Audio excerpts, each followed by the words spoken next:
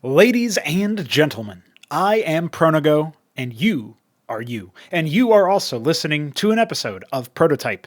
This is my solo podcast where I talk about game design and game design accessories, much like Cosmonarchy Brood War, the most ambitious project ever made within StarCraft 1. You can find out more information in the links below, as well as, of course, supporting myself and my co-compatriot Veek7 financially using the Ko-fi link in the description below. And with that intro out of our way, let's talk about the topics of this episode. I am going to officially announce the long-awaited return of Mapcrap in this episode, but I'm also going to be diving into the tutorials of Cosmonarchy Brood War, which are under construction. The second tutorial, a Protoss-centered mission, is actually where this screenshot that you are looking at right now comes from. And of course, we'll talk a little bit about the lore of the Krysilliant sector, which is where the revision of the StarCraft universe really comes from within Cosmonarchy Brood War. After that, we'll be answering some viewer supporter questions. That is, of course, a perk you get if you donate using the Ko-fi website. And then we will see ourselves out of here. So that's the plan going into our latest episode of Pr0totype. By far and away the most exciting aspect of the forthcoming event, the forthcoming weeks to month, before the end of January, which is when this event concludes, although we'll have more fine details for you on the Discord server, is the return of Mapcrap, and this time it will, of course, be as an event. I'm actually still not sure if I want to put the details of it, or I want Veek, who is actually organizing this, to put the details of it in the CMBW Maps thread, or I guess channel on the Discord server, or do I want to put them in the events channel? But I guess since we're not currently running an event, I think that would make sense to go for that. However, I should lay out some details. It's not just that we're announcing the return of it, which is very exciting, but there are going to be some details. One of the main things that we want to allow for is for people to make melee maps if they want to, or, of course, also participate by making things like campaign scenario type maps. In theory, I guess it would be fine if you did some sort of strange UMS thing, but that is something that is not yet determined. We might decide to limit the sort of case-by-case basis, like what exactly do we want out of it? You know, I think one of the things that Mapcraps should really be about is providing additional content for the community as a celebration of the developers that we have within the space, within this community. And so in that sense, it's supposed to be a celebration of the community that we have, while also providing more things for the player base, the community, to enjoy. And as a result, Veek has decided that he is going to be forking up $25 as the start of the prize pool. And of course, we always accept prize pool donations, even for events like these.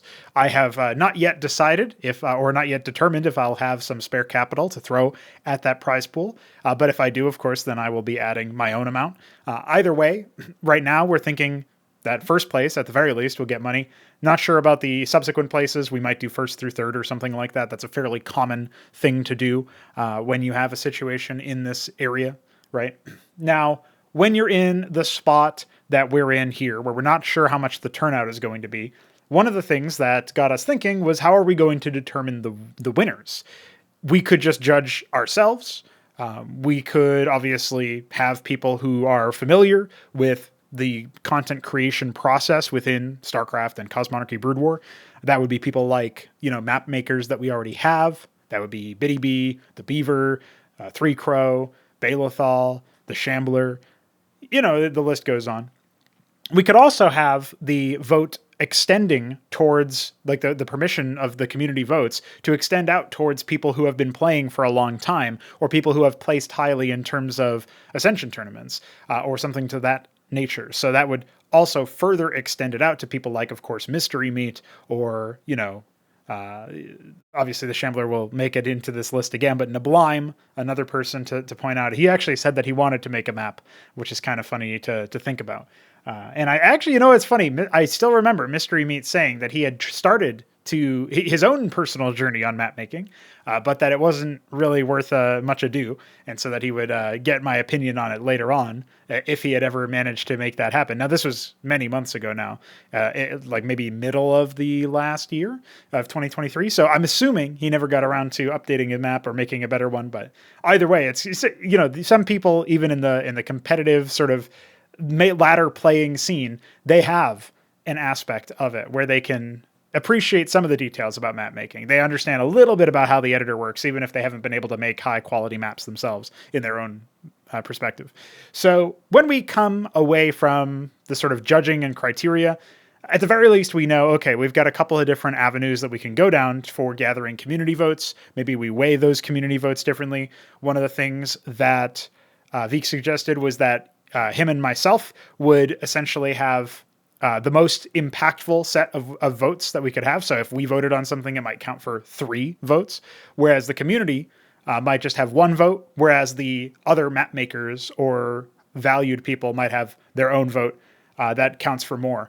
Donors would also, in theory, have a vote that counts for more, or at the very least even to the community members. So we're still figuring out the exact specifics of that, but that should shed some light on how we plan to officiate the event and decide who wins and who doesn't, and where these maps place. Like, one of the thoughts that he and I both had was, what if you could have judges or voters essentially rank the maps in their order? And so you might have like maps which overwhelmingly get placed in, position 1. Well, that would probably be the winner if it was always, it was predominantly one map taking away the top 1 spot. Say 75% of people who submit a vote say that, map A is the best map and map B is the second best map. Well, then that would probably mean that that would be the end result of them, right? So we could do something like that. That could be pretty interesting. Now, one of the things that I'm a big fan of about Mapcrap is that it really did try to push people. There were some creative limitations, I'll say, about the process. And some of those were, of course, down to thematics, basically these guiding principles of these are things that you can make your game about. You have to have some sort of theme that adds on to the map, to the submission. So oftentimes that would be something on the silly side. Like, I remember one of the themes that I most fondly remember was map must contain crows, frogs, or the Antioch Chronicles. And I just like that there's 3 things that really don't have much to do with anything with each other, but they happen to be channel memes around here. They happen to be community memes. And so basically that could have been construed as anything. That's pretty vague. Another one, of course, was map must be set inside Tony. That's a pretty good one. And so DF one time got that one and had to make a map where you were sort of progressing through an intestinal tract in order to get to some other part of Tony, maybe the brain or something. I can't exactly remember how you got there, but it was an interesting idea for a map, right? And you're fighting Zerg, so there's Kagra everywhere, and it makes sense. It makes sense. It was thematically on point. So when we're considering the thematics, I don't know that we'll be assigning an overriding thematic like that, which can be a little bit more restrictive in terms of what your map can be about or what your map can include.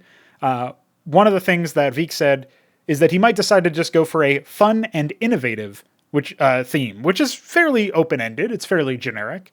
But maybe it would mean that you would that would be one thing that you would be graded on.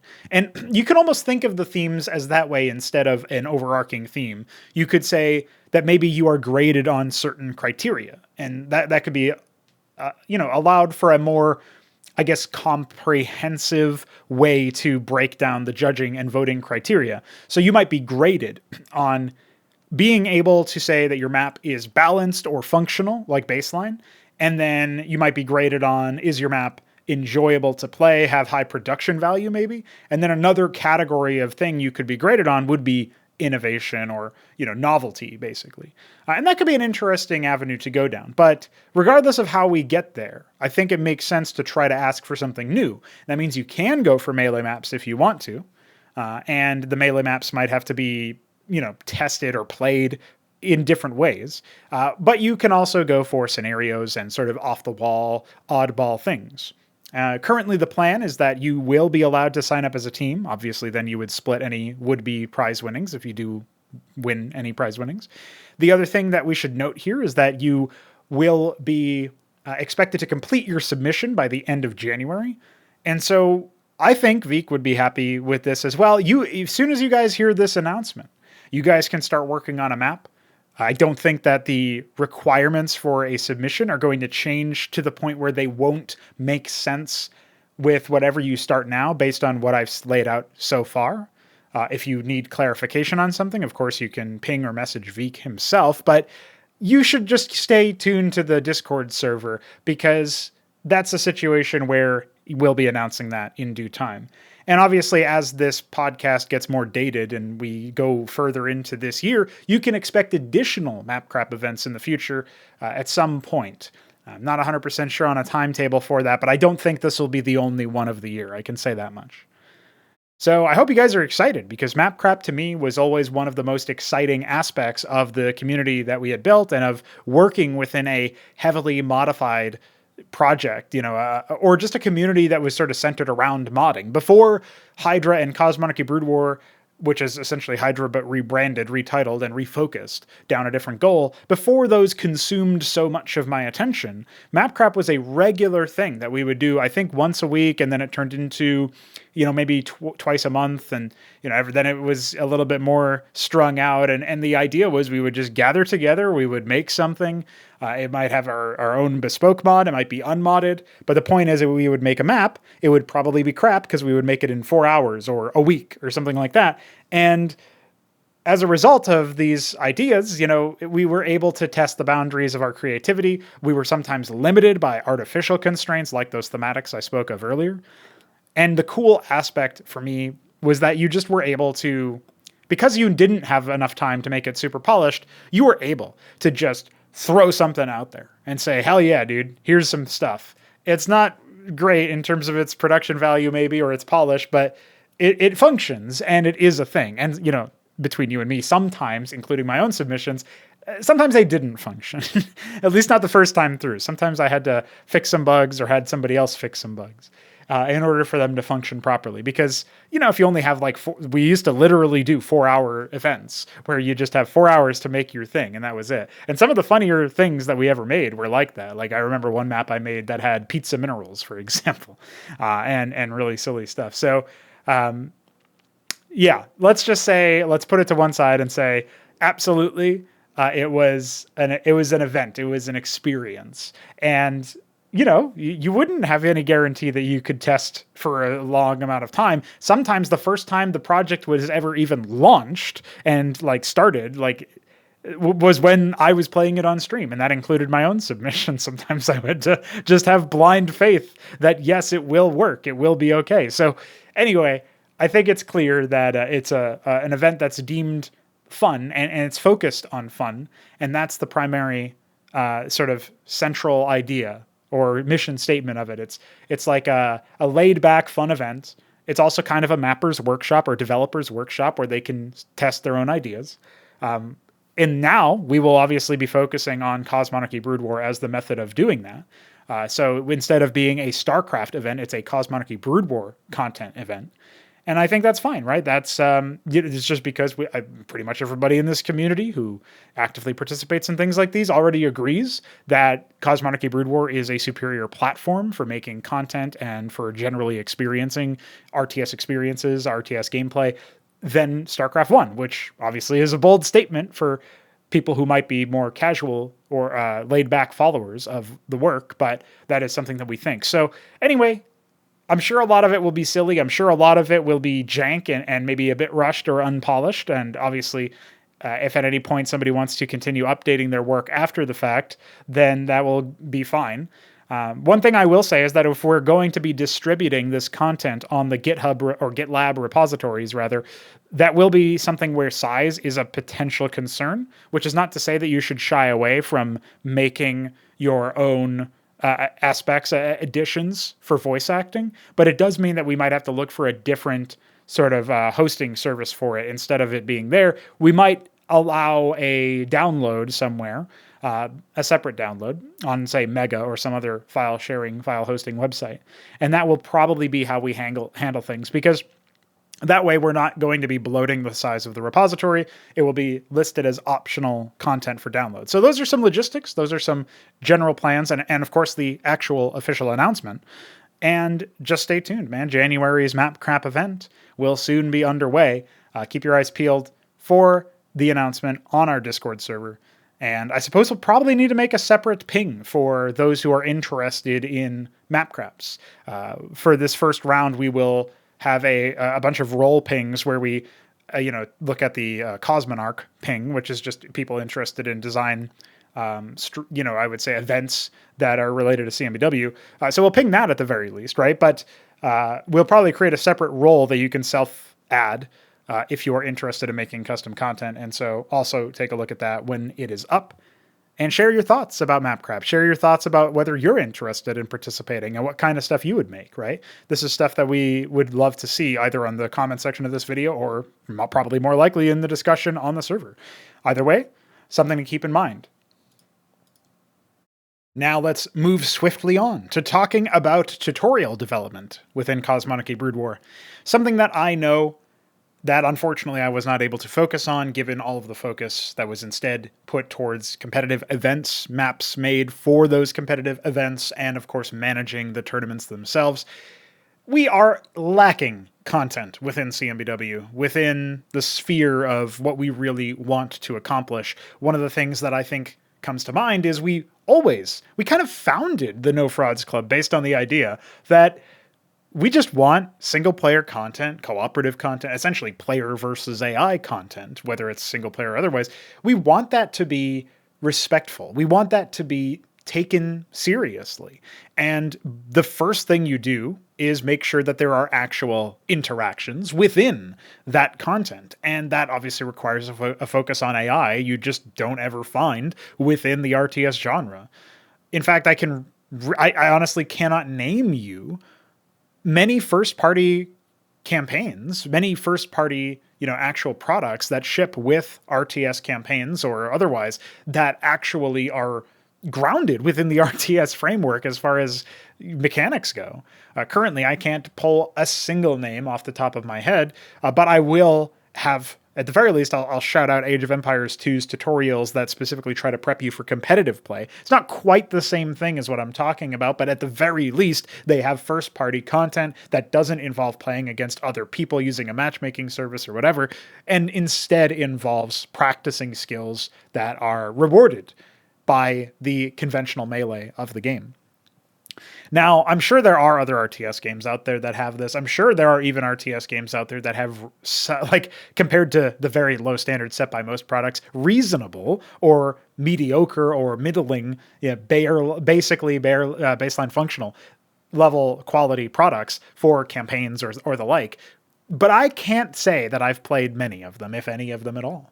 And that was always something that we over here at the No Frauds Club wanted to resolve. That is always something that I personally have champed at the bit to try to fix in the industry, in the landscape of RTS content. So going back to as early as essentially 2014, 2015, but more immediately, I guess you could say in 2017, when I made Inconsummate, a single player Zerg-centered campaign for StarCraft 1 with a minor amount of modding, especially relative to what we have in CMBW. And later on, Project Hydra, which, again, started off as content-focused and only later on became more mod-focused, design-focused, gameplay-focused. Really, my origins come from being dissatisfied at what is out there as far as campaigns go and trying to rectify that. And so that's the backdrop that I want people to sort of understand and reflect upon as I discuss the work on tutorials. I feel like tutorials are the basic sort of concepts that I think everybody agrees are really helpful for understanding what's going down within a game. But at the same time as all of the things that I said about campaigns being bad are true, so too are tutorials, just very, very poor. And my money is on the idea that once we get it right with the tutorials, it'll be a lot easier for people to become invested in the production and development of additional single player content. It'll be a lot easier for people to get invested within the overall, I guess, ecosystem and the community built up around Cosmonarchy Brood War. There are a lot of people who aren't the best at general RTS in terms of a skill level, but are still interested in all the work that we've put into this project. And I think one of the best ways to inculcate them into actually playing and practicing the game is to provide them good onboarding. And that goes beyond just tutorial missions, indeed. It goes into introductory campaigns, short projects that might be a little bit more about getting you to grips with playing in more maybe team-based scenarios so that you don't need to rely on your own skills in a 1v1 environment as much. That's definitely some focuses that we have going forward. I actually think, and it's going to be a strange statement to some, that the tutorials might be harder than the opening missions of some of those campaigns that involve 2v2s or 2v3s or, FFAs or whatever. Because by the nature of you not being alone, you might be able to find some supportive role where maybe you can rely on an AI ally or a human ally and allow them to bear the brunt of the weight as long as you provide good support for them. Which is not to say that you won't be playing the game well or you won't be doing anything at all, but it is to say that it might be easier for some people to stomach that, to rise to that challenge, than it will be for them to do a 1 versus 1 or a solo type of map against an opponent who, or maybe a series of opponents. It could be a 1v2 or something, not in the tutorials, but that kind of mission. You might get that sort of solo round where you have no allies with which to support you.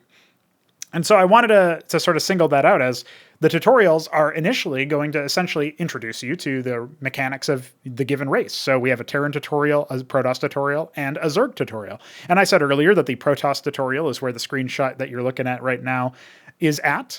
Something that, by the way, as a sort of aside, I know that there are people out there who think that ice maps where you play as Protoss, the warp matrix, for example, it's actually eye-burning, retina straining. And one of the things that I would point out is that we've actually corrected that. So we fixed that, essentially a bug or oversight on the palette level so that it isn't way too obnoxiously bright. And so you can rest assured knowing that you won't have to strain your eyes that much. The other thing that's worth pointing out here is that I think half the map is actually going to be using the dirt and grass and outposts tiles, which actually means that you won't really be looking at ice for that, or the snow tile rather, for that long anyway. But either way, it is indeed an ice map, and it's also a nice map. I've been working on it for a while now, and the layout is nearly complete with some first draft colorization and tile placement as well. So one of the things that I want to really hammer home when discussing the tutorials is, where are we at right now in terms of progress, and what are some of the goals that we have? And I think the goals have already kind of been laid out. It's to introduce you to the core mechanics of Cosmonarchy Brood War's modified races.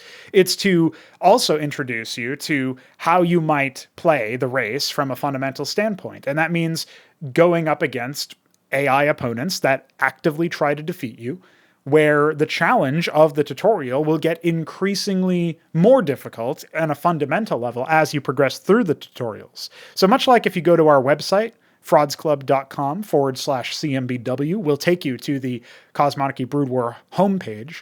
And when you see that, you will see the races organized from left to right: Terran, Protoss, Zerg, and eventually our fourth race, the Ascozi, an entirely sort of original creation that is coming this year as well. Of course, the tutorial may take some time to produce for that, mostly because we want to make sure we understand how the Ascozi are intending to be played. What is a baseline functional way to play them? But of course, that's for the mid to far future for later on this year. Now let's talk about that progression: Terran, Protoss, Zerg. I think the Terran tutorial will be the easiest tutorial in order to at least stay alive in. You might not be able to win it if you're a bad player, at least the first time, but you will be able to stay alive for longer. And part of that is because of the design of the terrain. It is designed such that it's easier for you to take control of these little upcrops, these hills, essentially. It's a space platform map, but there are these upraised platforms with ramps leading up to them. And in Cosmonarchy Brood War, you gain defender's advantage through gaining +2 weapon range when your units are attacking from a range cliff advantage. So if you're on a cliff and your opponent is below that cliff in terms of the height level, down that cliff, down the ramp even, you're going to get +2 weapon range. Now that allows you to shoot without them being able to shoot back, even if you have the same units deployed. Now that bonus is further activated, further enhanced by going inside a garrison, which in this case is going to be pre-placed anchors. That's our name for the bunker.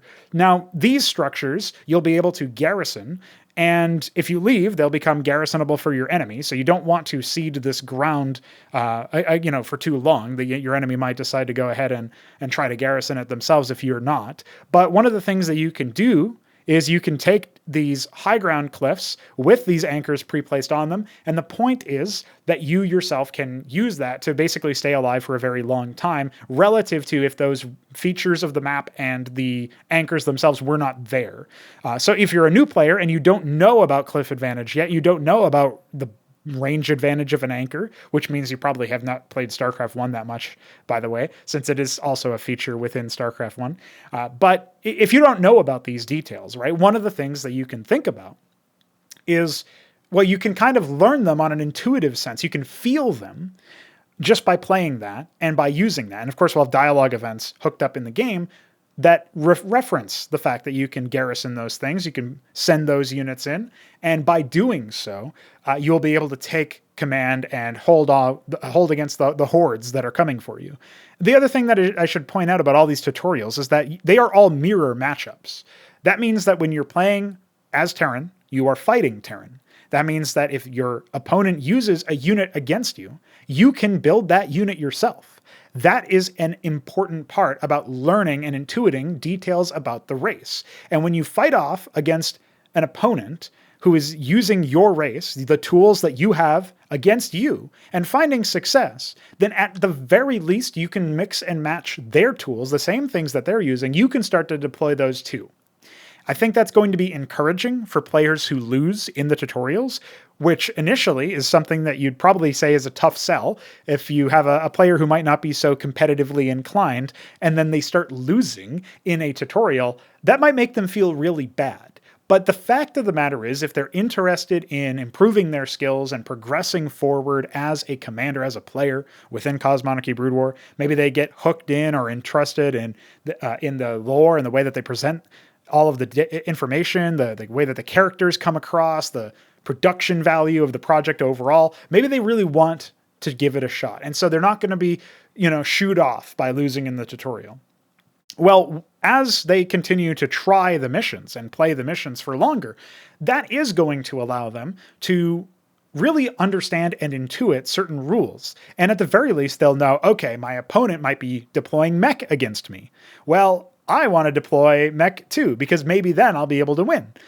Or maybe I want to further explore the bio that I already have. Maybe I'll add the vestry, which is our sort of medbay medical add-on. That gives you access to clerics, formerly medics, and a new repair unit called the Shaman, which heals in an AoE, in an area around it. It's like anti-splash. It heals 4 HP per second in a fairly reasonable range, especially when deployed. And when deployed, similar to a siege tank, it gains extra range for its passive, but it also gains detection, which is going to prove invaluable if your opponent throws wraiths at you, which again, they may decide to do. So anyway, you can kind of see how just by exploring the tech tree, you're going to get advantages. And you're encouraged to explore the tech tree because as a first-time player, your opponent is going to be using units you've never seen before, and they are your race. So you can do the same thing as them if you figure out where those units come from.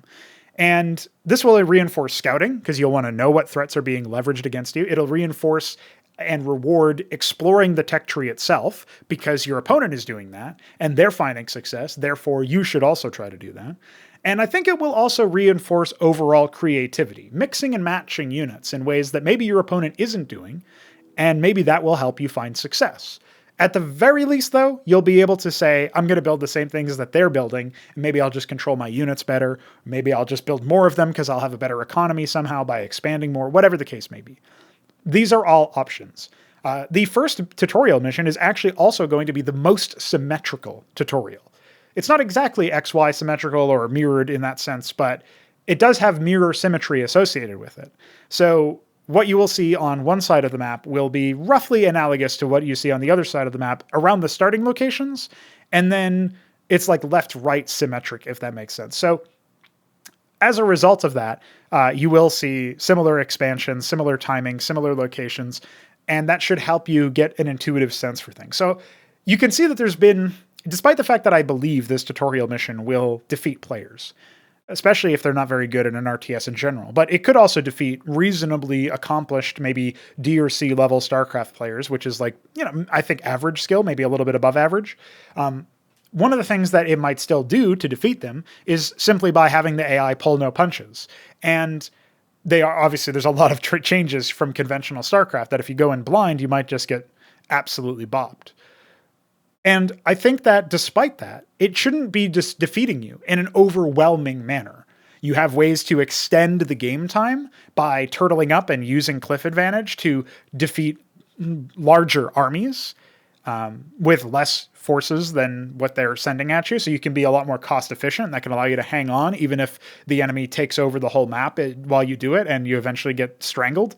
It might take a while. It might extend the game by 5-10 minutes. That can allow you to explore these things more frequently, get more data to understand and pore over and sort of internalize.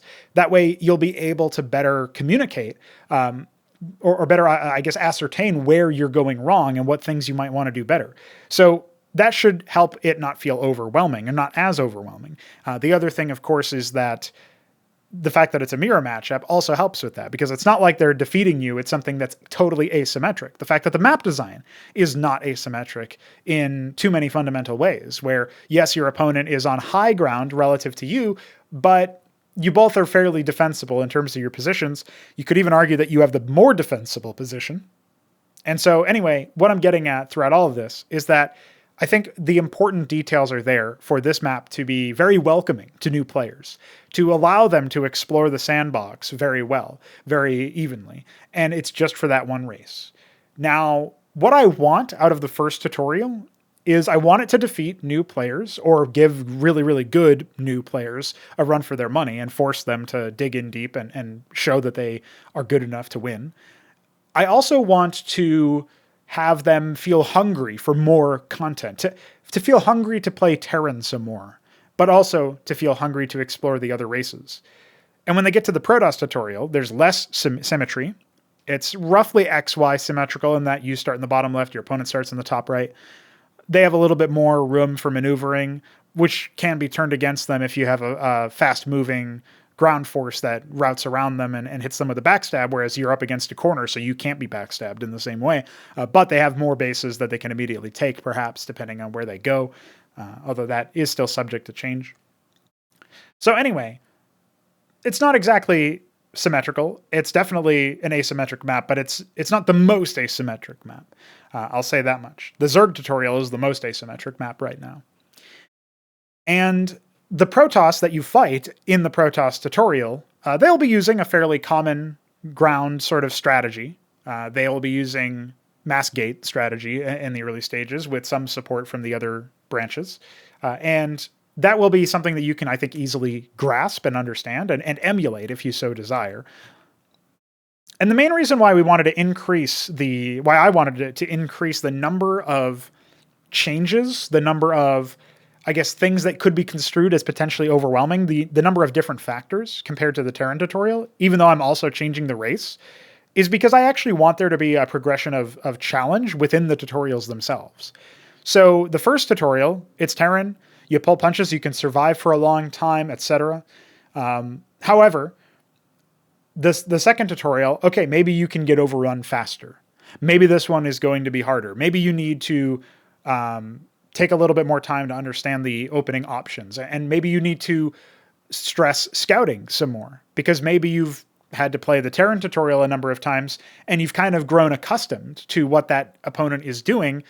And that's how you ended up claiming victory over them.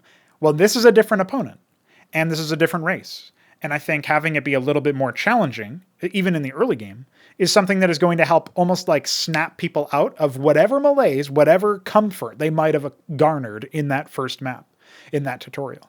And then when you go into the, I'm sort of glazing over the second one because it's just entered development not long ago. And also, the Zerg tutorial is a little bit further along, so I can speak on that as well. When we get to that third tutorial, which is going to be the final tutorial until the Ascosi are well and truly, developed, the Zerg tutorial actually will open with not exactly a 6 pool, but essentially a 6. Like it's the fastest possible pool that you could get out of a Zerg AI, out of any of the build orders. And that, as well as I've explicitly designed early game attack code within the AI script that allows it to attack fairly fast with a reasonable number of units. It's something like, I think, 8 to 10 units. And that means that just like the Protoss tutorial, where the early game might be a little bit more aggro than the Terran one, and you might have less defensibility and so on, we're kind of increasing those. So the Zerg tutorial comes in, you have even less defensibility, no ramp into your, no cliff advantage into your base, nothing like that. You're actually on the low ground in the Zerg tutorial and far enough away from a ramp that you're not going to be subject to that cliff advantage against you. It's not going to be a penalty against you, but it means you can't defend a choke as easily unless you move units kind of further away from where you would like to go. And what I mean by all of that, or what I'm getting at from that, is once we get to the point where you hit the Zerg tutorial, the instant sort of attack that your opponent is going to do for you should shake you a little bit, should remind you, oh shit, just like I had to be reminded in the Protoss tutorial after making it through the Terran one, this is a different beast, this is a different race, and they can do different things. And that is going to remind you, hey, you got to scout. And hey, you got to be aware of different things that they might do at you, right? And, I suspect that players will actually have a lot of struggles against the Zerg AI in that Zerg tutorial, but that is going to be the hardest tutorial that we have. And I think the Ascosi will eventually also be the hardest tutorial, but for now, that's sort of what I'm thinking is, these guys are going to do it through maybe a little bit of cheese, what we would call cheese if it was in a 1v1, competitive environment, maybe a little bit just really aggro to the point where if you defend it and you don't lose much or any, then you'll actually be in a much better position than your opponent. That's absolutely something that is possible.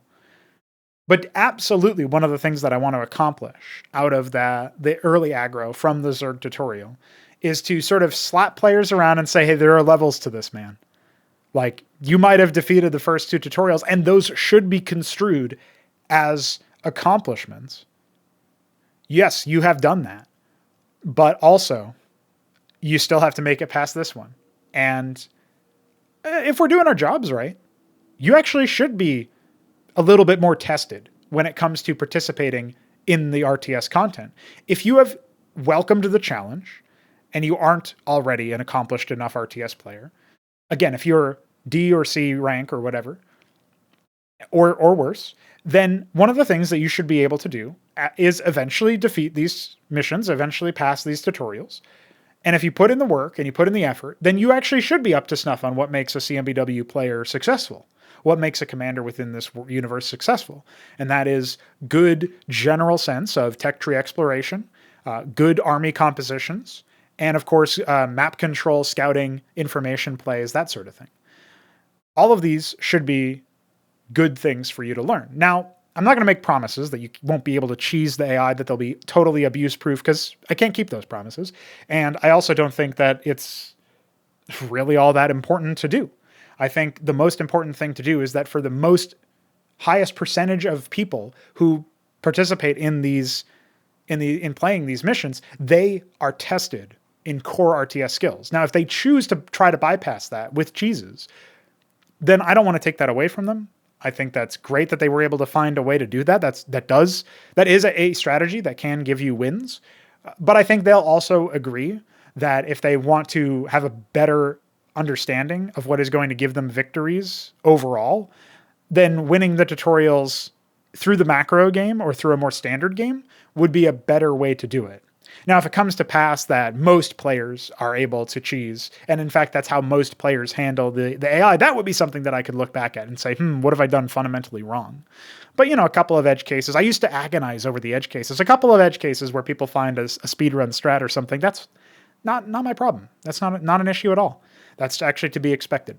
because it means that people are taking your content seriously enough to try to find ways to break it. I actually view that in some ways as a bit of a compliment that, hey, this was worth my time and attention and effort to try to find it.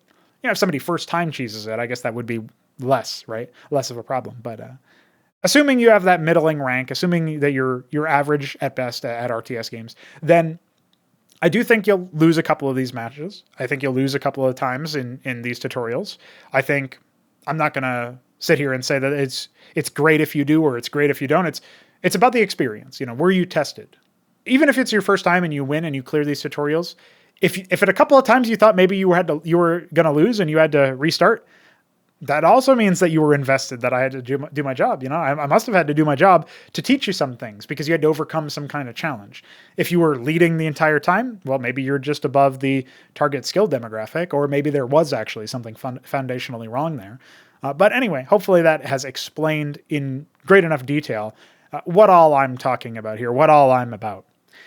And what all these tutorials are going to be about. What this content is going to be focused on is providing something that, I used to use the phraseology. You want content that respects your time, that competes for your time.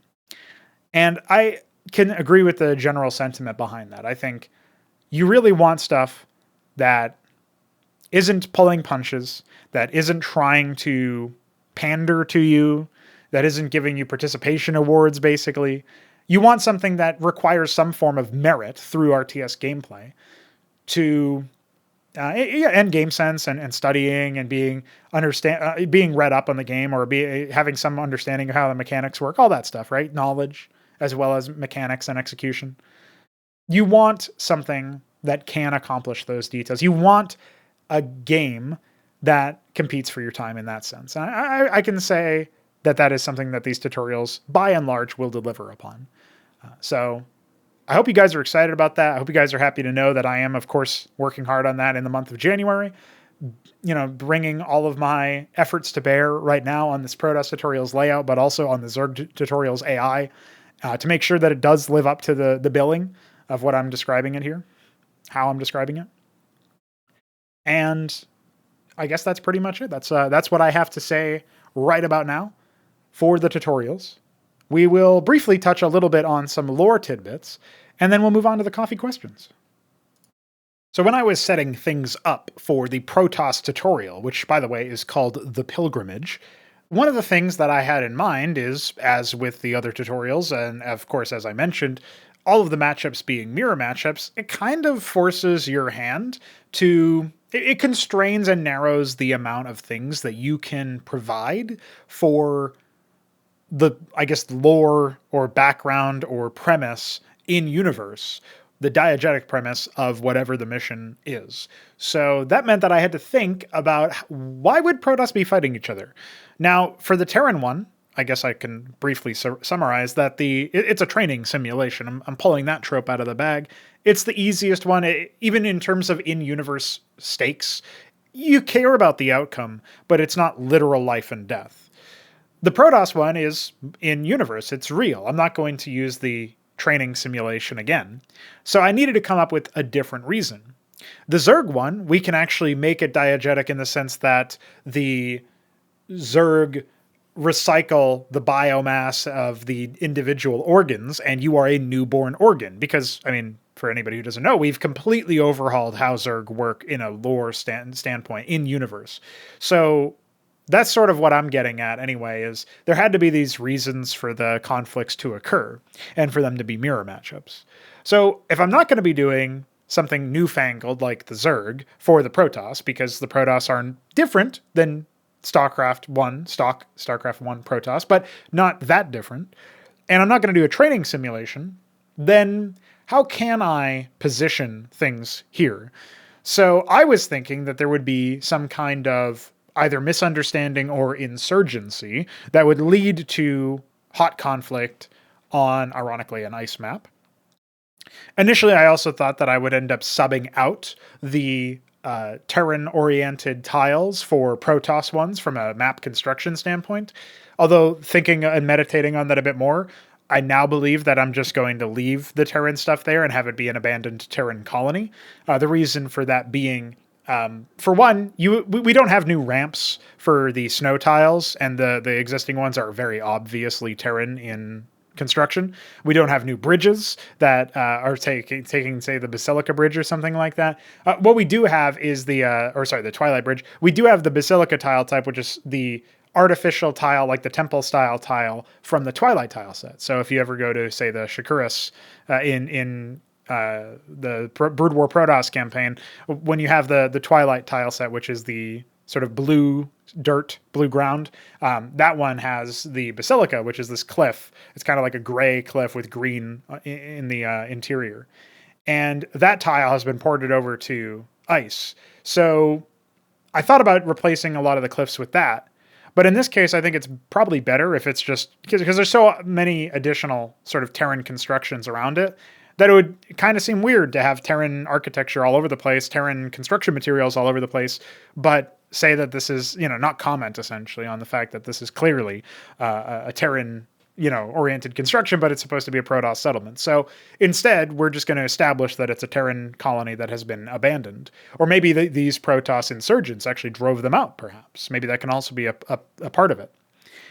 Now, when we get into the description of why there would be an insurgency, I have to bring you guys back to maybe like 2 years ago, or maybe even just a year and a half ago, when I was working on the OG Cosmonarchy Brood War campaigns that kickstarted the Krysilliant sector, which is instead of the Caprulu sector is where all of StarCraft 1 takes place, as well as StarCraft 2. Well, I guess technically you go to like Xeris or whatever, but in StarCraft 2, but for the most part, it's set in the Caprulu sector. And so we have our own sector called Krysilliant. That way we can sort of declare independence from whatever silly story actives happened over there. Now we have directives that are entirely our own. We can say, well, CMBW, the stories within it take place a ridiculous amount of time removed from stock StarCraft's lore, and therefore you can have all your shit going on some other place. It doesn't affect us anymore over here. We don't have references to the original campaign. We don't have overminds. We don't have... It kind of gives us plausible deniability to do whatever we feel is necessary for creating a coherent world that is, coherent unto itself, but it doesn't need to respect or involve, rather, anything that comes from the original lore, because we're, some vague amount of time after the Caprulu sector. We're also a vague amount of space, but fairly far away from the Caprulu sector. So those events don't have any bearing on the stuff that happens in Krysilliant, which is really nice. Now, when we are coming into the sector for the purpose of these tutorials, one of the things that I came up with very early on in the sector's development, in the settings development, was the idea of the Demiurge, and specifically the code name that I had for a particularly powerful faction within the universe was called the Tetragram. So the Tetragram is... obviously you could look it up if you're curious about what it originally means. I feel like knowing the history of the term, it might be ill-suited for a Protoss creation, but the Demiurge is a Protoss unit in CMBW, and it's capable of dominating, controlling any organism or mechanism that is deemed worthy enough to worship. And it kind of overrides the sort of foundational aspects or the sentience or sapience of whatever it happens to control. It gives it new will. And my thinking is that we could probably have that vector, that particular idea, that maybe it might not necessarily be the Tetragram specifically, but it could be a rogue sort of faction, some rogue Demiurge somewhere down the line that has taken command of a Protoss warband in some way. And that could explain why the Divine Primacy, which is the predominant faction, the melee tech tree of Cosmonarchy Brood War's Protoss within the Krysillian sector, it could explain that, right? If you end up having the primacy fighting in and of itself, they don't tend to do that. But if some of them go rogue for some reason, and you later find out, or it's implied or whatever, that is the reason for it, because we might not even shed light specifically on how or why these people are rogue, But I would want to establish at least some hints towards what I was just saying, that they have been co-opted by some kind of higher intelligence. And the reason I would want to do that is because I think it's useful to establish precisely what is going on within the context of what we see. Because, like, I think it's important for people to get the right impression about the divine primacy, about whatever faction we might be looking at. I don't think it would be good if they thought, hey, the divine primacy, I guess they have infighting, just like the Protoss of Ire. So one of the ways that we can accomplish that, despite the fact that if you play the tutorials before any other content, this is going to be your first look at the divine primacy. I would like to indicate that by having the characters be very surprised, shocked, aghast at the fact that they have been turned upon. And when they arrive, they're probably going to make contact in the briefing or something like that. And generally, I think the briefings will be fairly snappy in these, at the very least, they shouldn't be too long. And by long, I actually think like 5 minutes would be overstaying the welcome on average. So we'll see how, if we can get it under that. But either way, there's full voice acting, of course. Probably some audio play stuff going on there with sound effects and such. If you might hear doors opening and closing in the Terran one, for example, and computer systems and stuff like that. So for the Protoss one, I think you should absolutely be, welcomed by some kind of introduction between the characters, between the insurgent Justicar and the sort of the player's avatar, which is not really it's bad to say player character, but the protagonist of the second tutorial, the Protoss tutorial, that is going to be a character known as Pr0totype. And I actually have worked on a map, funnily enough, that has Pr0totype as an enemy who has also gone rogue. So it's kind of funny that I could maybe use this as foreshadowing if I decide to release that map later on. Anyway, so Pr0totype is the protagonist here, and he's going to arrive, and he's going to, make his way here and say, holy shit, I got to report this immediately, and then, engage them in battle so they can't leave and affect other, affect other Protoss in the area or something, right? So he might be responding to a distress signal that was deliberately planted there to summon additional forces, which could then in turn be co-opted by the demiurge that controls them, or whatever, right? Maybe they're just trying to sow as much chaos, or testing, letting out a little bit of a test here.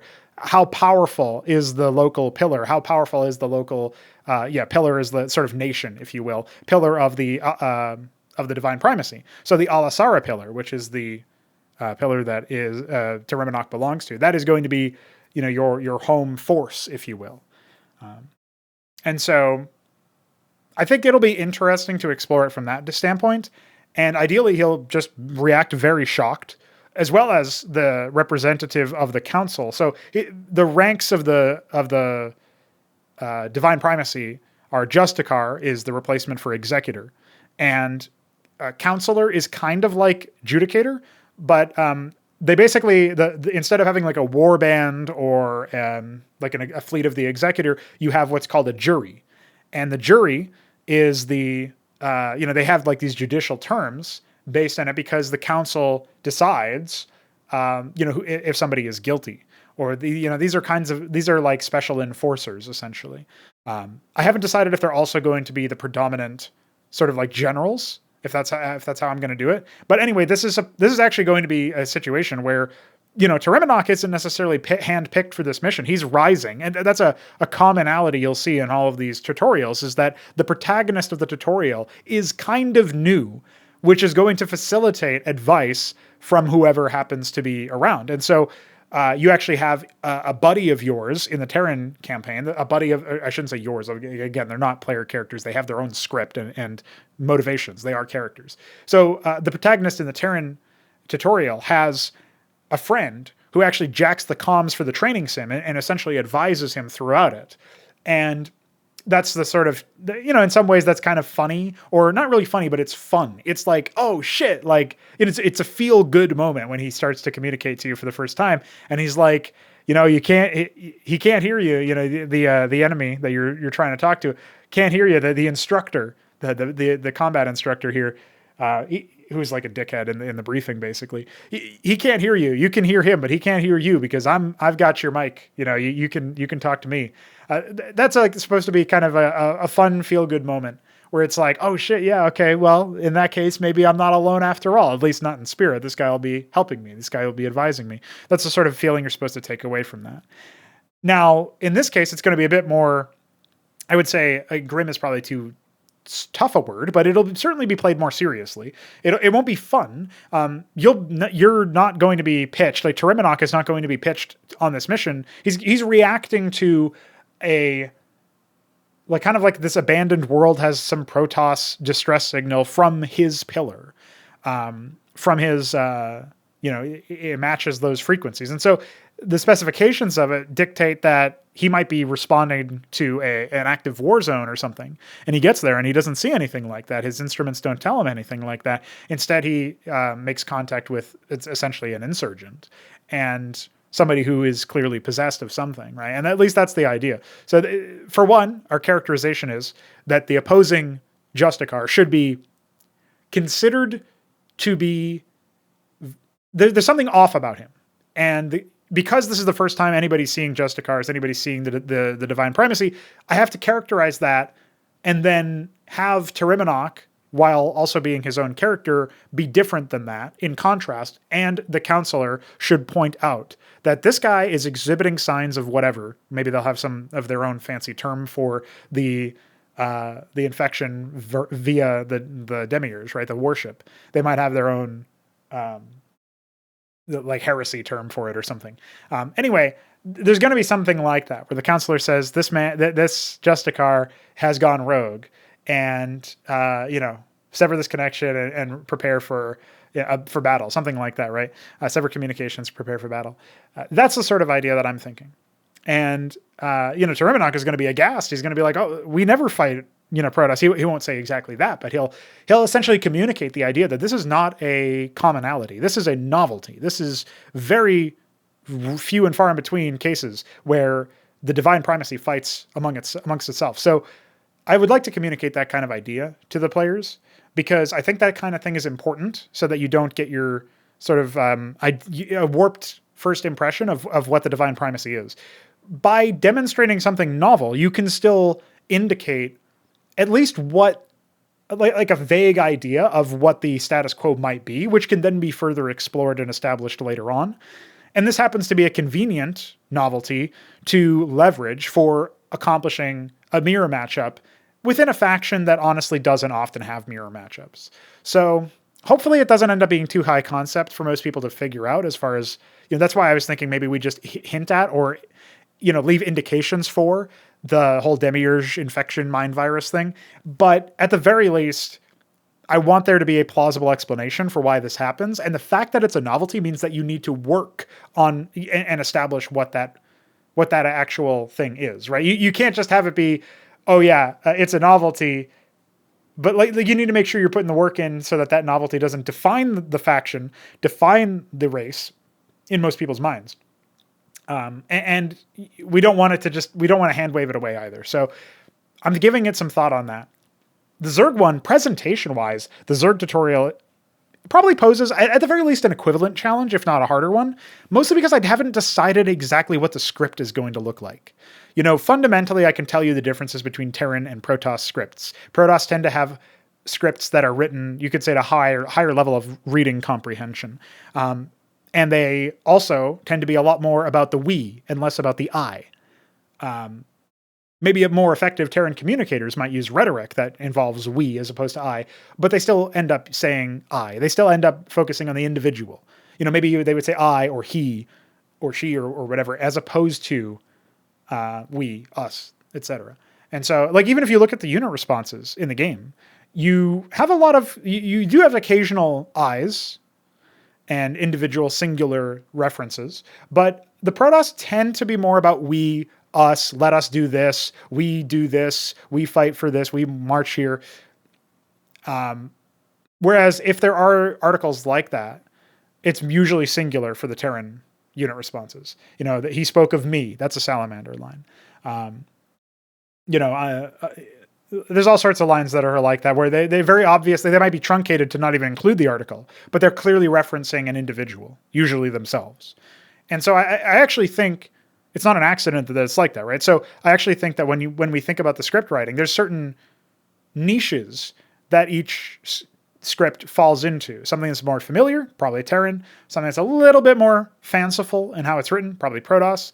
Does it refer to the individual a lot more? Probably Terran. Does it refer to the collective a lot more? Probably Protoss. I know how I'm going to do, roughly speaking, the voice acting and the editing for the Zerg chorus, essentially, for the various like organs and stuff. But I don't exactly know how I'm going to write the script.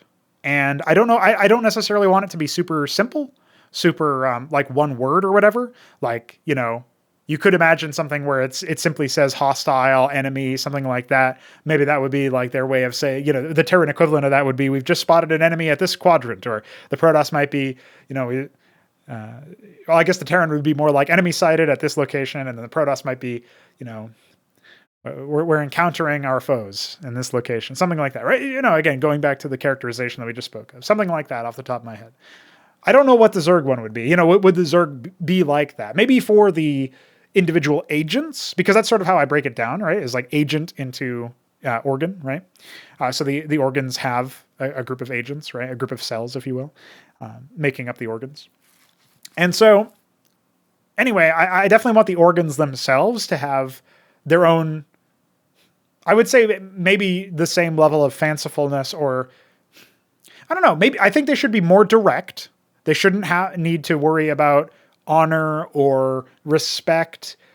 They shouldn't have that concept to them. I think it's fair to say that, because that means that, by the way, they're not disrespectful. They just don't care about honorifics. They do not refer to, like, they're practical. They're utilitarian. They purely exist to execute, to express exact ideas. You know what I mean? That's sort of what I'm getting at, is that's what I want anyway.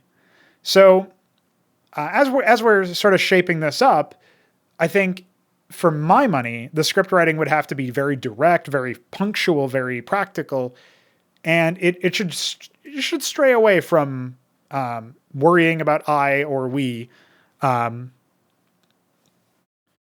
Maybe it would just simply say agents if it meant its own agents, and hostile agents. You know, it might refer to agents of a specific hostile organ or even allied organ. But it would do so, like, again, doing so practically. I don't necessarily want to be super repetitive, because that's generally bad form with writing, but it could be a stylistic choice for these guys. So maybe they simply say, like, maybe they only say the word agents to refer to the army, like Zerg military, right? That might be something that they decide to do. And maybe that, even though that might, you could worry about that being grating after a time, but for one, I don't think there's going to be a litany of dialogue events, right? So you're not going to hear the voice acting a crazy amount.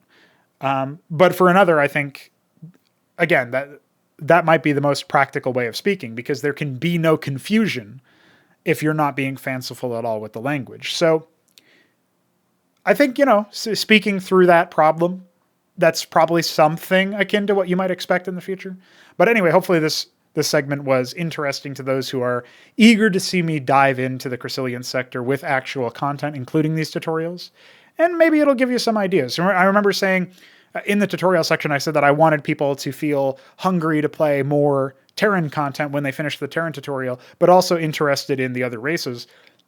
After playing all three tutorials, I would love for them to say, okay, but now I want to fight Zerg as Terran, and I didn't get to do that. Okay, well, let's give them a campaign that features that matchup, right? Stuff like that. I think that'll be exciting if we can get that involved, and hopefully we can instill that kind of eagerness, that kind of interest going forward. So there we go.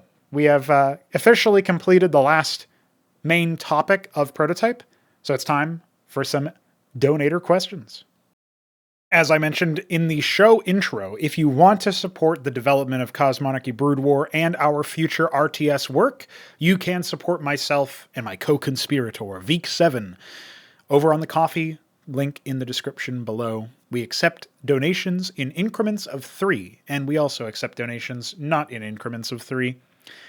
You can also sign up monthly, of course, and many of the people whose questions I'm about to answer have done exactly that. The first up is 3Crow. Let me tell you something about 3Crows. He asks, how would you go about designing campaigns for other game modes? And he references Omnipresence and Massacre as examples.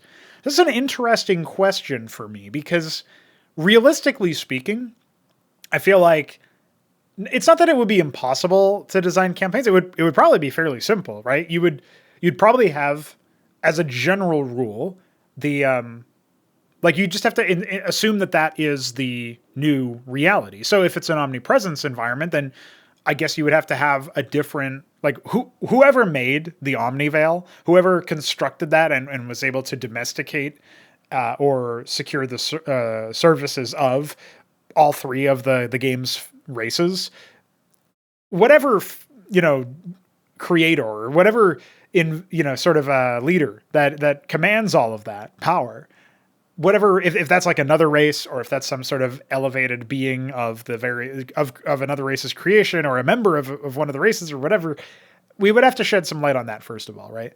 And I guess on a fundamental level, the answer to this question hinges on how impactful the game state of an RTS is in the development of campaigns for that RTS. So some details that you might see that are different in campaigns made for the Massacre game mode. Obviously, there's no such thing as gas mining in Massacre because the Vespene nodes are destroyed. So I could see, for example, some neutral respawning, like creep camp style things, because killing units gives you resources in Massacre. And so that might play a role where maybe you would just see more FFAs in general, but you might also see AI controlled, sort of like the upstart concept from Onatar and other games. The idea that here we are, I guess it was Miscreants and Onatar and its upstarts in Zabalba, but the concept of the neutral hostile adversary to all enemies, to all belligerents within a fight, that might make an appearance, right? That would be one thing. So that would be something you would see room paid to. Maybe bases would be a bit more common or a bit more sprawling, with the idea that, yes, you can get like way more minerals for way more production for way more units, and thus also have access to more Vespene because every time you train a unit, you get money. But one of the things that you would absolutely end up seeing, you would absolutely end up revealing, I suppose, is like whatever the game modes themselves do to affect change within the game, that is going to be, I guess, a component of how the map design itself changes. And then when the map design changes are sort of understood, when you figure out some kind of workable meta for how you construct a map in that game mode, you consider, okay, does the lore need to change to correspond to those map design changes? And then if the game mode is like the Omnipresence game mode, where you start off with an Omniveil instead of a default, race structure, then that also instantiates its own degree of lore. If it's the Turning, a game mode where fallen units in general return, that would be a case where it's like, okay, they're returning as neutral hostile zombies. Well, in that case, we have to consider what that means. I think that would mean that the zombies would have to have some in-lore universal explanation. And it could be like nanomachines. It could be some kind of other type of infection. I mean, it could literally just be a zombie outbreak. You'd have to explain why it happens to, mechanical units as well. That's why I was thinking nanomachines. Could be some sort of corpse, manipulation, or I guess like the Bithrantic curse or something like that could make an appearance, whatever the time travel related stuff is, right? That is what the Lazarus agent is within Terran anyway, right? So I figured I would just point these out. These are the things that I would consider, since the question is how I would go about designing them.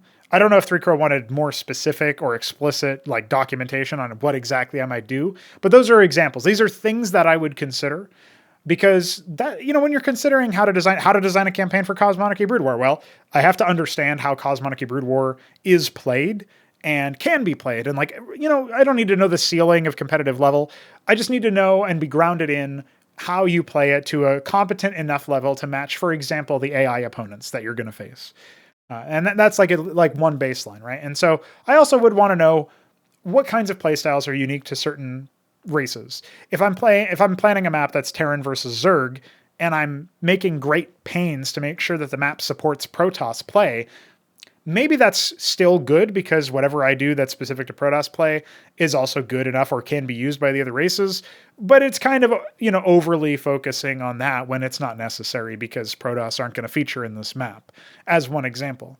For the same purpose, if I'm making a map where it's Protoss versus Terran, and then I make a bunch of in-base expansions that are fairly minor, okay, well, I guess Terran can build treasuries and Protoss are kind of just, at a disadvantage, but, that's something that would really benefit Zerg, and it feels like it's unnecessary for me to do that in that context, unless I'm going for a more meta-oriented approach where I'm saying on a meta level that, in-base expansions are common.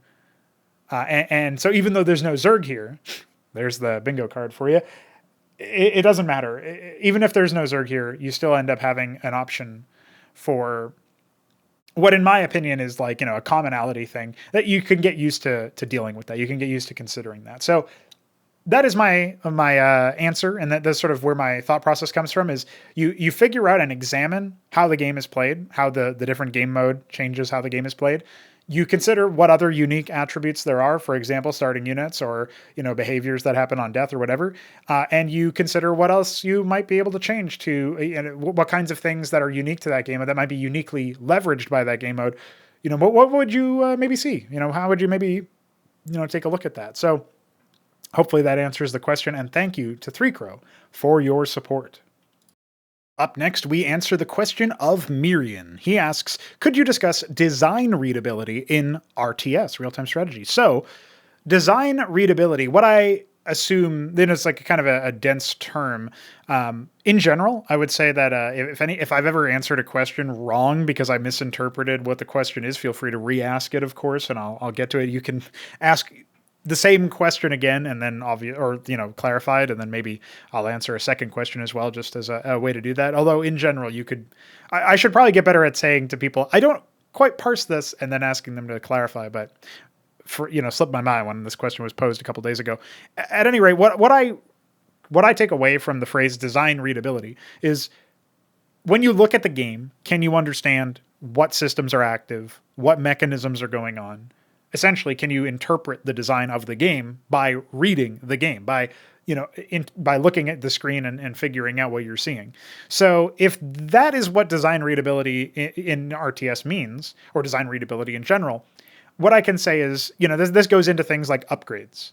I will say that StarCraft 2 had an objective improvement with Zergling speed, metabolic boost, as an upgrade over StarCraft 1.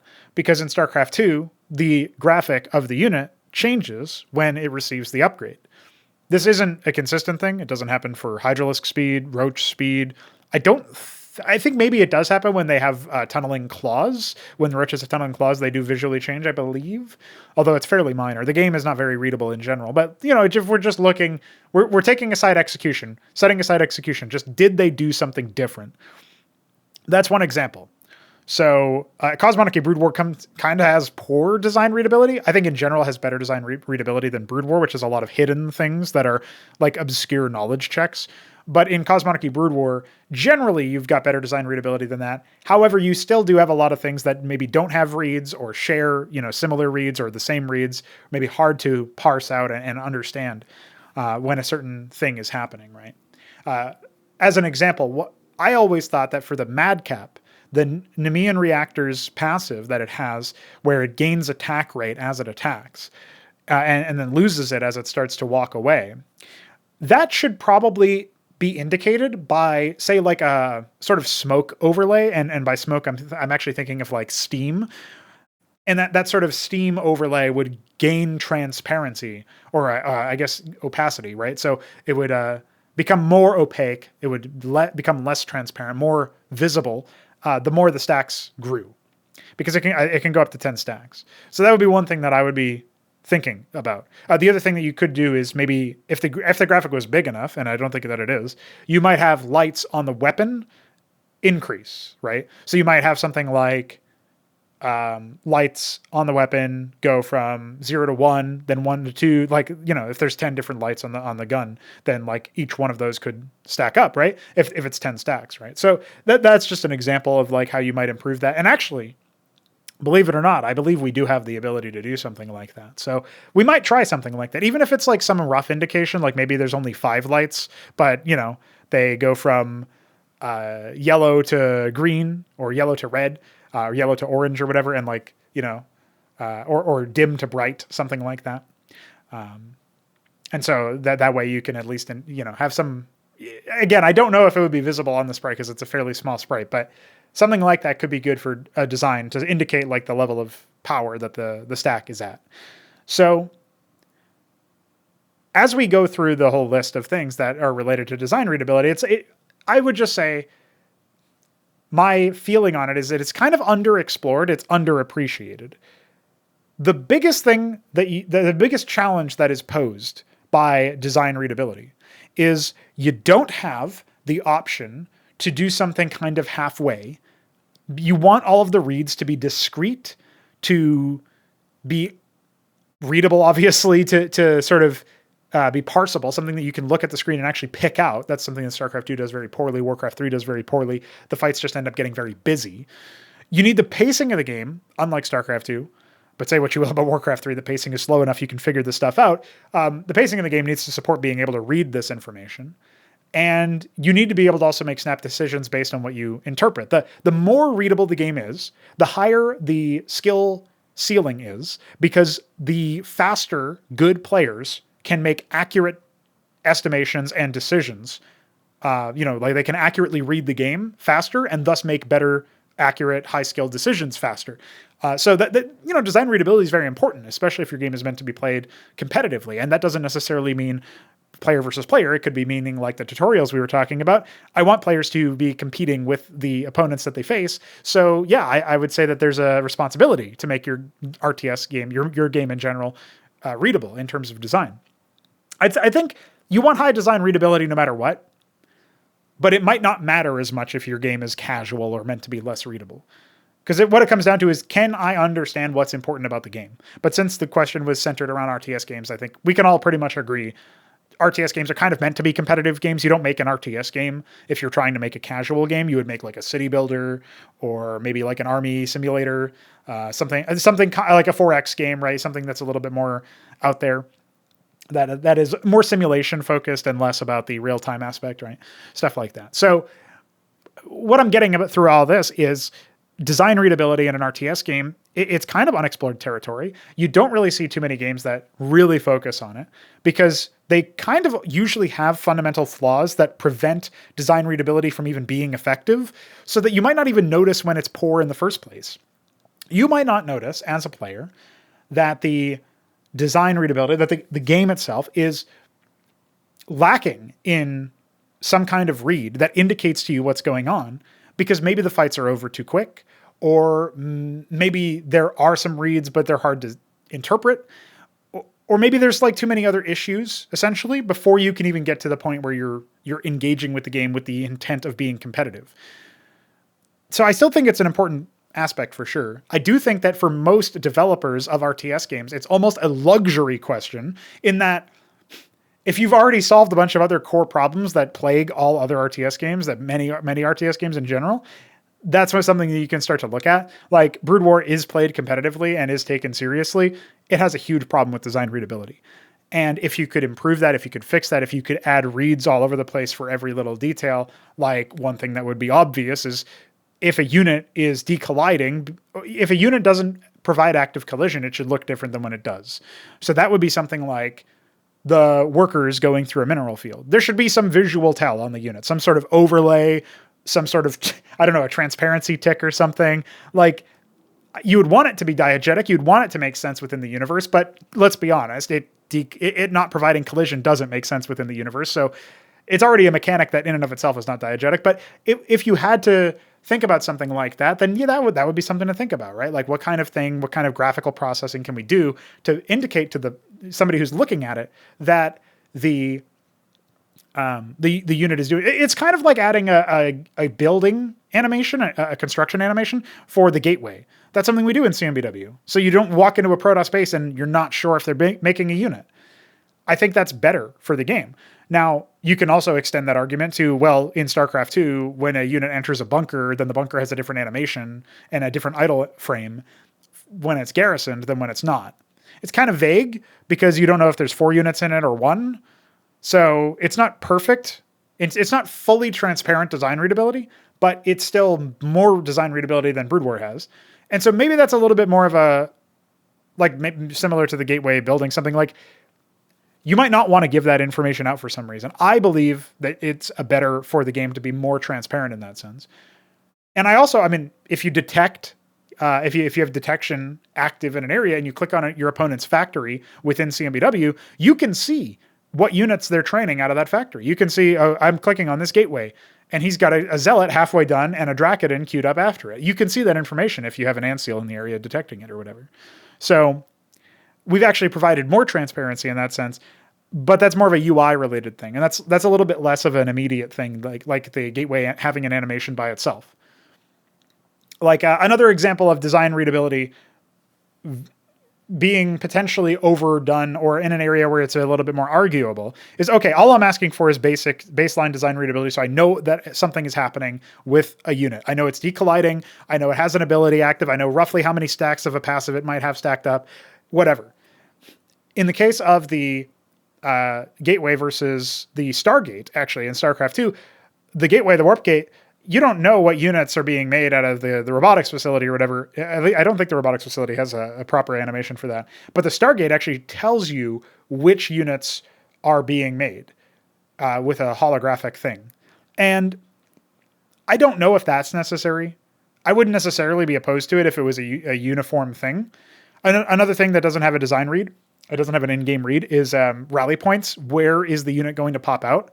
I hypothesized we could have something like, the captaincy in CMBW. It comes from 5 Nations as a placeholder graphic, and it has that spinning thing in the middle. And I was actually thinking, what if you had like that kind of spinning thing, that radial thing at the top, almost like a compass with an arrow, and that arrow would or some sort of visual thing on it, and that would actually turn in accordance with the rally.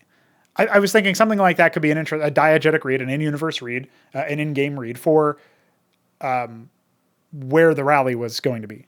And I thought that's kind of interesting. Like that way, like what's going to happen instead of just sort of like, say you're trying to set up a trap around the rally point or something, you can actually do that and force your opponent to change it. I don't think it would make a huge difference, but it might be an interesting thing to explore doing. Again, that's a luxury. Those are luxury reads. That and the Stargate thing for StarCraft 2. Those are luxury things. You can add those later on if you really want to. They are going to add more, I guess, like cost to your operation. At the baseline thing, though, is that like if a unit is under a certain effect, if a unit is doing something different than another case of that same unit across the map or earlier in the game in the case of upgrades or whatever, there should be some tell. There should be some understanding. I should be able to look at that unit and intuit what is different about it. So that's what I would say about design readability, and hopefully that was the right topic to discuss. And if not, again, Myrian can explain more about what he meant. Lucifirius comes in with the ever awesome, everybody asks who is Pr0totype, but they never ask how is Pr0totype. Well, thank you for asking how I am, Lucifirius, and I am doing pretty well.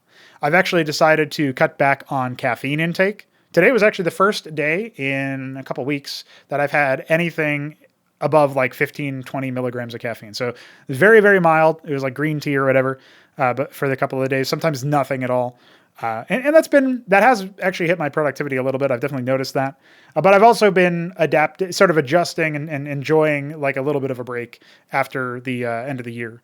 And so, and of course I've been playing Baldur's Gate with my brother. And so that has also taken up some time. So yeah, it's been nice. It's been fun. It's been a little bit more relaxed. I am feeling pretty refreshed. Definitely feeling like I want to get a little bit more physically active just to get some extra energy going, get better, stabilize the sleep schedule, because after the holidays, that's one of the first things that goes for me. So trying to come back into that so that, we can still call January a productive month, because, at first I was like, oh, I'll just have like a week off or whatever. But, we're staring down the barrel of the 14th, the 15th, whatever, going into the second half of the month. And I've been productive, but not as productive as I had been in the past. And I don't know if that means we're getting back on the caffeine train or not. I think I'll occasionally do more than what I've been doing, but we're going to see if we can make the productivity stint happen on less caffeine, just as an experiment, just to see where we are. And then at the end of January, they'll give me a little bit more data. But thank you for the question. And by the way, I'll shout out the homies on the Discord server who, after this question was posed, we had Shambler ask, why is Pronogo? We had Metzen Jr., aka Haltrix, ask, why is pro no go, with a space between each syllable? And we had Alexander ask, when is Pronogo? And Beaver ask, how much of is Pronogo? With 3Crow then saying, these are some easy questions. The answer is 3. Thanks, guys. I appreciated reading those. Going into the Shambler's question, because, you know, I gotta say it, I gotta be honest. He did ask a question on Crow's Nest, which was recorded and posted to the No Frauds Club YouTube channel, actually just yesterday, or earlier today, as of the day of recording. I'm recording this on the 13th of Saturday. So, or 13th of Saturday, 13th of January. It is a Saturday. And so the Shambler asked a question. He was late. We were wrapping up the show when the question was posted. And it was also a question that's just fucking, you know, he called that a punishment question. It is clearly bait for us to get in trouble. So I'm going to go ahead and not answer that question on the Crow's Nest, but I will answer that question here because here's a bit more of the Wild West. So the Shambler asks, if you had to describe each regency only in terms of what real world ethnicity they are most akin to, but in space, in air quotes, which ethnicity would you ascribe to each regency and why? So this is, of course, referencing Xibalba, which is the universe that a lot of the work that we plan to do is going to be set in. And if I open up the regencies list, we have 20 of them listed. I'm not going to do every single one because I actually don't know that there are clean maps onto it. And I'll also be a little bit more, like, I'm not going to be, I myself am not knowledgeable enough about every species, every civilization, every ethnicity, I guess you could say, of mankind. So I can't really tell you there. I might even go beyond ethnicity. I might specifically pick out, like, shit from our histories and stuff, too. So I think the Ansifi are like, they're very much like the pilgrims that came to explore new things. The Ansifi are driven by exploration. They're driven by individuality. Frontiersmen, definitely. So I guess you could think of those as like the European settlers, stuff like that. That would be a fair characterization. The Rosellium, dude, what would the Rosellium be like? Like the edgy sort of line here would be like Chinese, because they are really good at like recycling, disassembling, reassembling stuff. But they also are very robotic in their devotion to the chairman and stuff. By the way, that's a mass generalization, and I actually don't think that that's entirely true. I think there's probably a lot of dissent fomenting in China, but that would be like the edgy line, which is exactly what Shambler was looking for. So at least he gets his money's worth. But yeah, that's a very fast, instantaneous regency. As soon as you hit it on the list, that's like, wait, that doesn't really make sense, does it? So when we're thinking about the Rosellium, yeah, what would they be? I don't think they would be anything. They're the future. They're the AI that we generate that ends up making everything. Yeah, that's the Rosellium, I guess. Us in the future. The Embracete, what would the Embracete be? Because they're by definition pluralistic. Maybe they're American now. Not in the sense that they're underdogs, right? But in the sense that they're pluralistic, they're a melting pot, they're a coalition. You might say that.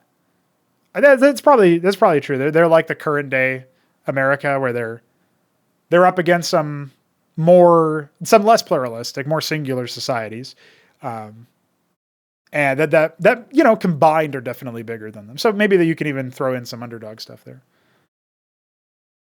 For the Keltar, what would the Keltar be? Maybe they would be like Nordic. They're definitely more, like, they're an honor culture. They're a war culture. I'm thinking of like Vikings.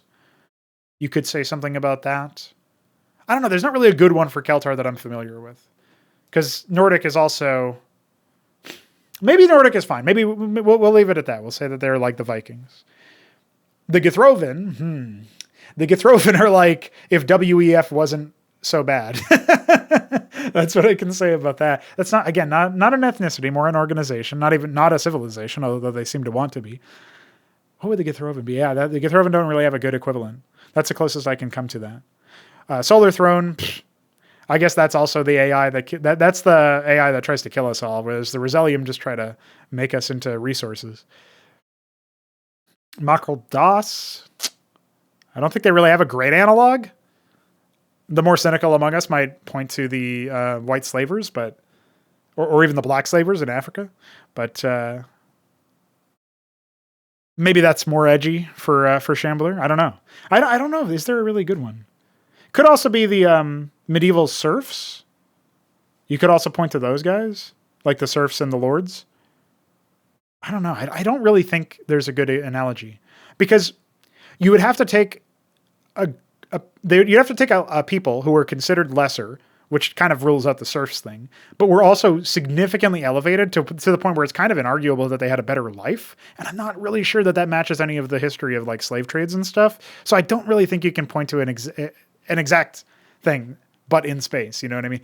So yeah, I don't know, that you've had the cynical answer anyway. Going down the list, I don't think Oros are fleshed out enough to have an equivalent. Dalventhos are like the Amish. That's probably them. I mean, the Amish reject technology in modernity, but the Dalventhos are like, no, we already did all that stuff. We just retreated internally. We're away from society. We're away from the modern physical realm. So they reject the physical realm. That's what they reject, not technology. I guess Rune would be like the Mongolian hordes. I don't know. I'm trying to think of something that has like historically just conquered everything and not necessarily built anything. That's Genghis Khan comes to mind. Although again, I'm not a historian on that, so I'm sure he did build some things, but that's what comes to mind. But yeah, as we get further down the list, they become weirder and weirder, and it's harder to point them. So I'll take a quick look through the rest of them. I was just going up from top to bottom. I don't really think there's a good one. I know some people said that the Psychora are space Brits. I don't know if I can co-sign that exactly. The colonial British Empire. I don't know that I can agree with that exactly, because I don't think the Brits were fighting against something back at home the way that the Psychora are. Yeah, I guess that's probably it. I'm looking through the list. Yeah, I think that's probably it.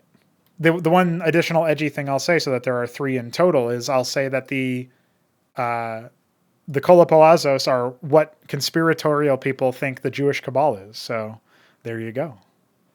Definitely not going to get canceled for this in a couple of years. And that brings us to the show's outro. It was a pretty cool prototype. I hope you guys appreciated the topics that were discussed, maybe even including the last one. And I hope you guys have a good time with the rest of January. I will be back, of course, next week to continue the weekly output of the show. So far, we've done 2 in the month of January, and so I will continue that sort of pace.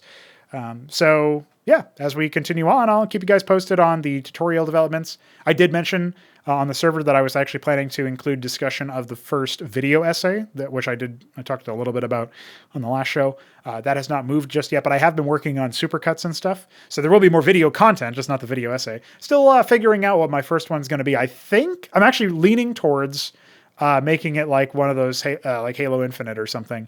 I certainly could stay in my lane, so to speak, and just talk about RTS stuff, but I have some choice words for Halo Infinite, so I'll probably go through that and just sort of dive in. In fact, I'm gonna be leaning on Baelithal, believe it or not. I'm gonna be talking to him. He doesn't know it yet, unless he listens to this and finds out that way. But I'm gonna be leaning on him and saying, "Hey, bro, I know you know all sorts of things about Halo's lore. I need you to talk to me about what's stupid about Halo Infinite overall." I'm going to have a lot of questions for him, precisely because I don't know how stupid some of this stuff is. So I'm still figuring all that stuff out. Like I know how stupid it is on its own, but I'm sure there's like a million contradictions and stuff like that I'll be asking for, his input and some sources from him so that I can be familiar with those enough to make my own arguments on it. So that'll be a fun production when I get around to it. I'll have to reinstall the game for that, which I'm not looking forward to, but we'll figure it out. And yeah, hope you guys are looking forward to everything that's coming in this year, and stay sane, stay curious, I suppose, stay interesting, and we'll be back with more stuff in the near future. Stay tuned.